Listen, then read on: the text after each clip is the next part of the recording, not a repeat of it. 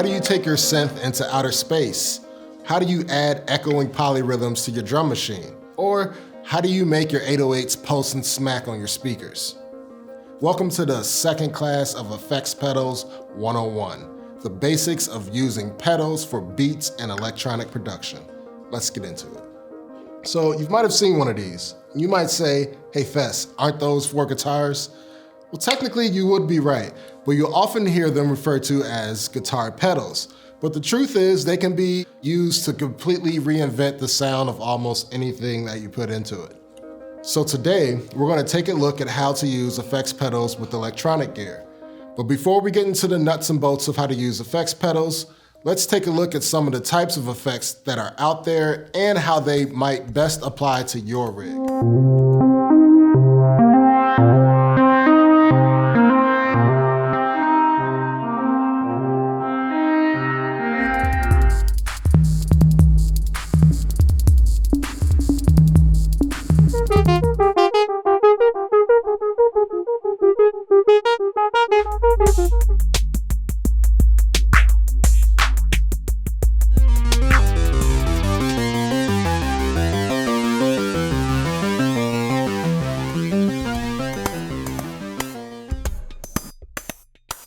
Now, before we begin, it's worth noting that some of the effects we talk about today are so commonly used that they do exist inside modern synths and groove boxes.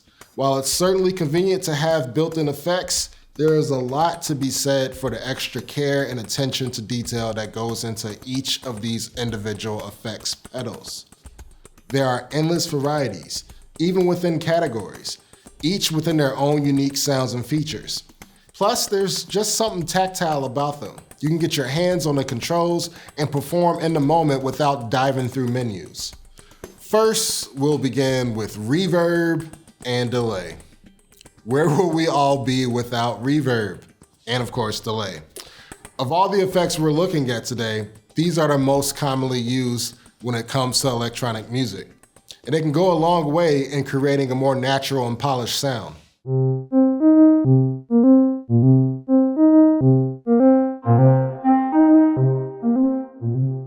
Reverb. Reverb is essentially the simulation of your sound being played in a larger space. Reverb pedals are a great accompaniment to any hardware.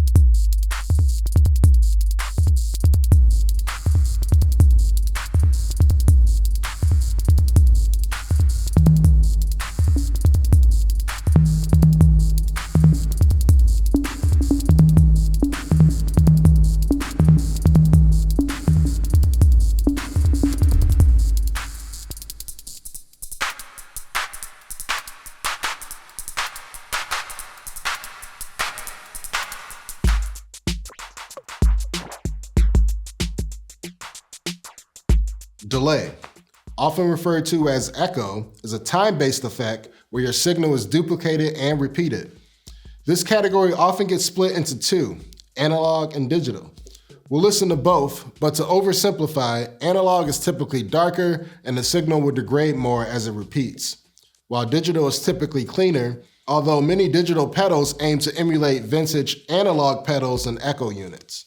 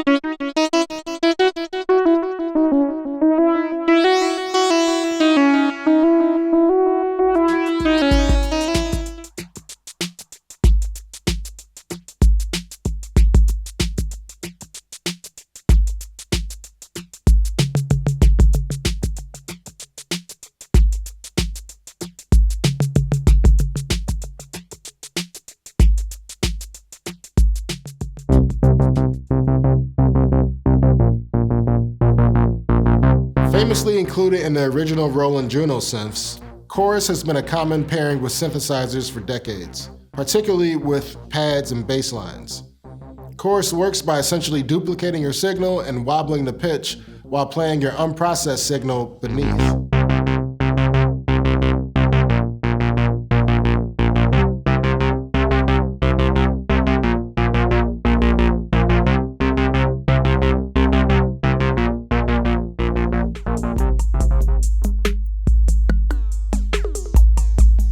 Next up in the same modulation family as chorus, we have the phaser and the flanger. Now they both function similarly to the chorus, but with very different outcomes. We don't need to get into the subtle differences in how they function, but the difference in how they sound is hard to miss.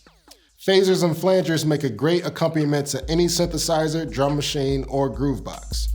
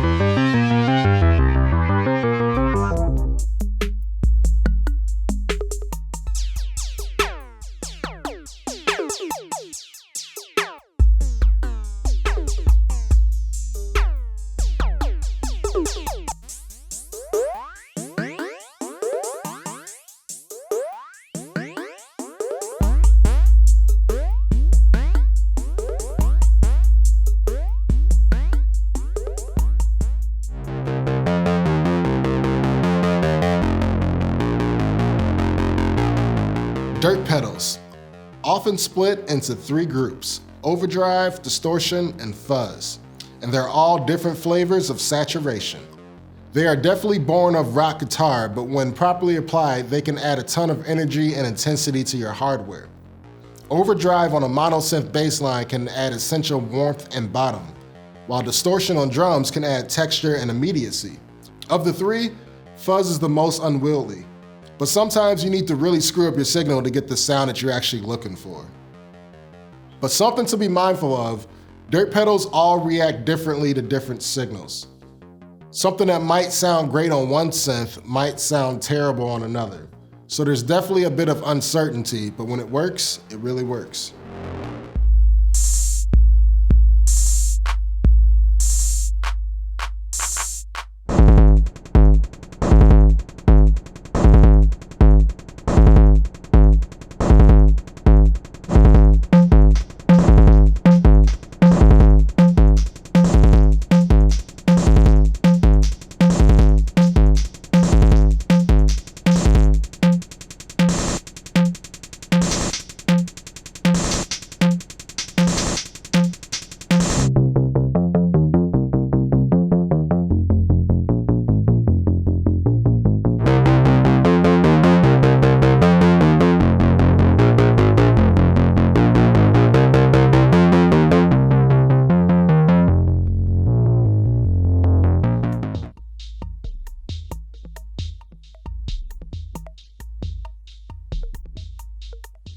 Tremolo and vibrato.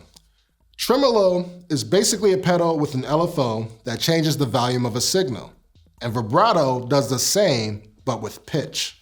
These are both features commonly found in synthesizers, so they might not be as flashy, but having an extra of either or both can add a lot of complexity to your sound. And in the case of the Electro-Harmonix Pulsar we have here, it's a stereo pedal and can take a mono signal and rhythmically pan the sound from left to right, which is pretty cool.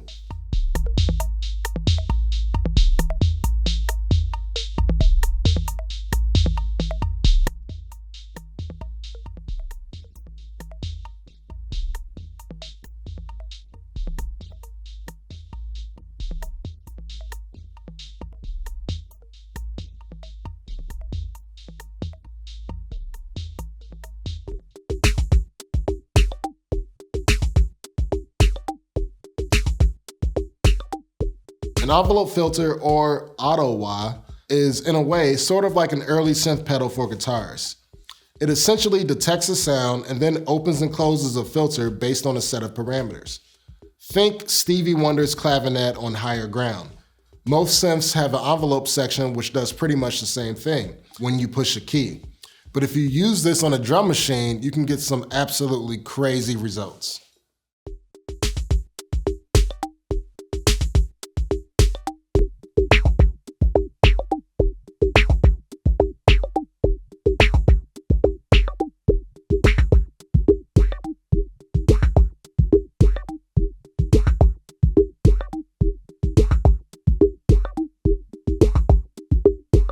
All right, we've seen a few different types of effects, but rest assured there are tons more out there.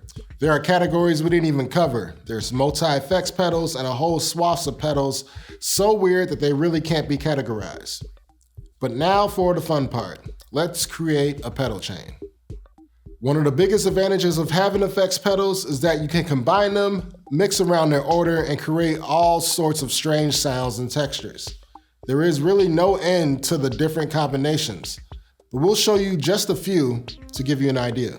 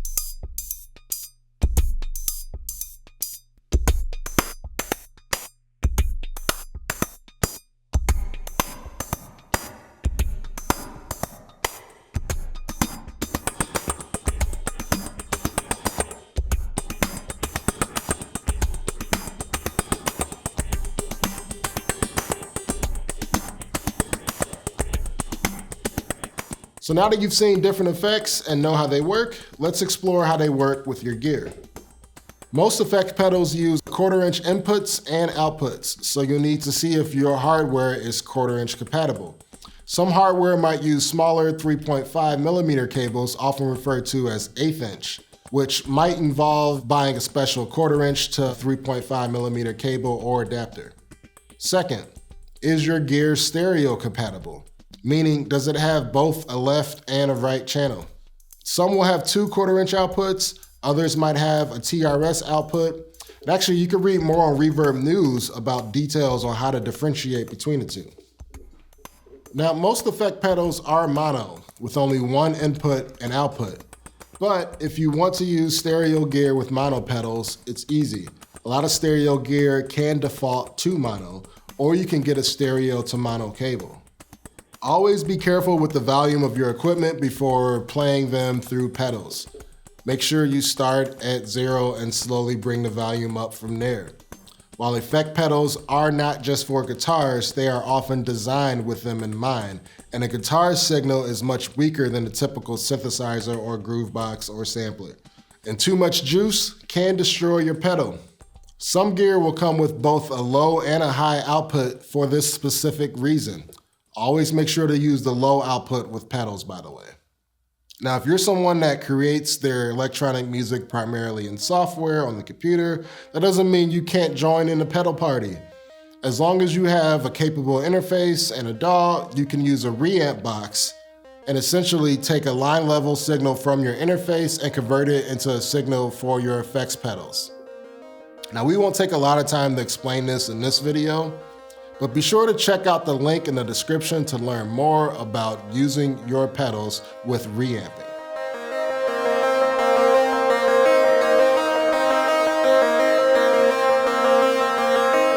All right, so it must be noted that any kind of effect can sound good in any circumstance when applied correctly.